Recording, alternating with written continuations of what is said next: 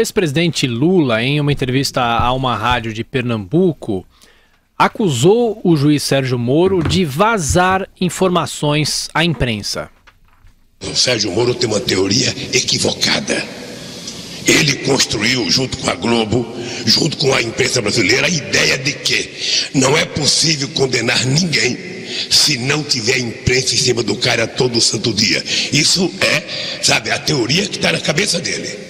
Então eles vazam propositadamente as notícias, vazam para o jornalista antes de vazar para os advogados, vazam todo santo dia. Você pode ver, toda quinta-feira tem uma manchete anunciada, ou pelo juiz, vaza, mas ninguém vaza, ninguém sabe quem vazou. Bom, essa entrevista foi veiculada agora há pouco. O ex-presidente Lula também fez ataques aos meninos de Curitiba. Não pode admitir que meia dúzia de meninos, sabe, que tiraram um diploma de direito, fizeram um concurso, passaram, sabe, se sintam superiores a um homem que tem 71 anos de idade e tem 49 de vida política desse país. Pois é, o ex-presidente Lula, professor Vila, já está de volta aqui a São Paulo e ele participa de campanhas políticas do PT aqui na capital. Acho que são duas questões. Primeiro, em relação ao Lula, o criminoso. Se o país fosse sério, se muitos que falam em prisão, direitos, etc., estivessem combatendo o projeto criminoso de poder que desde 1º de janeiro tomou o Brasil, tudo estaria diferente e tal.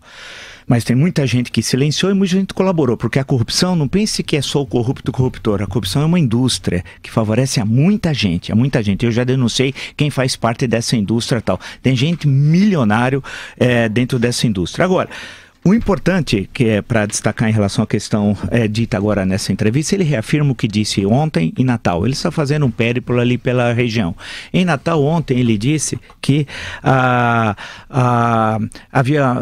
podia ter pessoas igual a ele honestas, mas mais honestas que ele não. E citou nominalmente o juiz Sérgio Moro, falou do Ministério Público, voltou a usar a expressão meninos, e falou da Polícia Federal. Ou seja, o que está sendo dito aí, ele está uma atuação de confronto. Se vocês ouviram uma ligação que circula na internet, que eu recebi há 2 dias, de um senador do PT, ele justamente estava propondo que ele assumisse essa posição. Eu não vou me referir ao senador, porque não sei a origem desse áudio, mas já foi ouvido por algumas pessoas, E nesse áudio ele propunha esse tipo de confronto. E Lula partiu para o confronto. Note que a história da jararaca, quando houve a condução coercitiva, ele disse que era uma jararaca. A posteriori, agora, a questão de uma semana atrás, ele já disse uma outra coisa, o Lula. Ele chorou, vocês lembram? Então, agora ele voltou ao confronto, Lula coloca em risco a paz pública, ameaça as instituições. Então, quando ele diz, olha a coisa que ele falou, e eu não vejo nenhum advogado falando nada sobre isso, nenhum comentarista nessa hora, ele diz, a minha... Advogado não, tô falando, não, o advogado fala aqui, ó, eu tô aqui com o jornal aqui, eu tô vendo aqui, tá dizendo aqui, um deles aqui tá fazendo um ataque, um defensor de um corrupto, porque a pergunta é, quem defende corrupto recebe honorários de corrupto? O que é? Isso eu já disse várias vezes, é uma questão central. Na sua opinião é o quê? É também corrupto? Não, eu queria saber, a minha pergunta, eu ponho, como diz um cronista esportivo... Ou tem que defender corrupto de graça? Não, tem a defensoria pública, tem muita gente bilionário no Brasil. Mas o Lula diz assim que tem uma teoria, ele não sabe o que é teoria, o Lula. Ele diz que tem uma teoria, ele usou a expressão teoria, o Lula.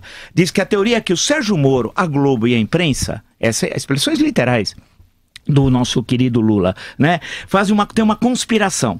E os meninos, a expressão que ele usou, já é o 3º dia consecutivo que ele usa a expressão meninos, desqualificando os procuradores do Ministério Público Federal. Ele diz, meia dúzia de meninos, tá colocando em risco aí a democracia no Brasil. É o que o Lula está dizendo. Então, perceba o seguinte, esse é o momento do embate. Isso não cria tensão social. É igual aquela história, lembra que falavam que era perigoso falar impeachment? Vocês se recordam? Que era perigoso falar impeachment? Isso eu estou dizendo meses atrás, porque ia ter uma convulsão social no Brasil. Era aqueles que não queriam enfrentar o criminoso. Teve convulsão social? Não teve nada. O que teve foi impeachment. Então o Lula está morrendo de medo de quê? De ser preso. E ele sabe que envolve a sua esposa e os seus 2 filhos, né? Ele sabe muito bem. A questão, portanto, e tudo que envolve o Lula, ele continua solto porque, evidentemente, há um certo receio desse enfrentamento. Alguns diziam, eu conversei com algumas pessoas, falaram assim, mas internacionalmente ainda ele tem prestígio. Depois de tudo que nós vimos, eu duvido que internacionalmente ele tem prestígio. E alguém deve ser preso ou não, independente do prestígio. A República é igual para todos, a lei é igual para todos. Com relação ao seu Eike Batista, que foi a primeira parte da matéria, pense o seguinte, tem coisa aí. Quando ele fala que em 2012 ele deu esse dinheiro para pagar dívidas de 2010 da campanha do PT, isso daí não bate. E não bate por quê? Eu estou dizendo isso porque outras coisas eu disse aqui acabaram acontecendo. Não bate por quê?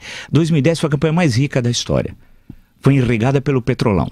Não faltou dinheiro para a campanha. Para 2010. Agora, 2012 tinha o quê? Eleição municipal. Questão é outra. Eleição municipal. Pergunta onde João Santana recebeu o dinheiro de pagamento da eleição municipal de 2012. Em Angola. Né? Nós já falamos aqui. Então, esse daqui não está explicado. Ou é para a campanha municipal de 2012, ou é para o bolso do pessoal que pegava, tá, né? Eles embolsavam tudo. Essa história que é para pagar dívida de 2010 não se sustenta. Agora, ele tem agenda, foi mostrada a agenda, é publicizada na internet, né, do encontro com o ministro, tem os dados. Ninguém aceita delação premiada se não está devidamente sustentada, né, em documentos, etc. tal. Vamos aguardar. Não vai atingir a Eike Batista? Vai atingir a Eike Batista, sim. Aguardem, claro que vai. Eu sugeri até para vocês lerem o Tudo ou Nada da Malu Gaspar, que é uma história do Eike Batista, e mostra como esse império foi construído no século XXI. Ele já tinha fracassado no final do século XX, né? Então ali você vê todos os meandros políticos tal. O papel do BNDES é central. Então, para finalizar, 2 coisas. Em relação ao Eike, tem tudo, eu duvido que não foi para pagar 2010, aí ele foi pedido dinheiro para ele em 2012, tem a ver ou com a campanha municipal ou para enriquecimento de petistas. 2, o BNDES até agora não explicou seus negócios e os fundos de pensão com o Eike Batista, fundos de pensão de bancos e empresas oficiais. Precisa explicar, e cabe ao novo governo, nesse caso, fazer isso. Com relação ao Lula, é a tática do enfrentamento. Com o Lula, nunca se deu um passo atrás. Lula é marginal, é cafajeste. Com pessoas como Lula, você tem de sempre dar o passo à frente e nunca ter medo. É graças aos que não tiveram medo e aos milhões que foram às ruas que nós vemos uma nova situação política.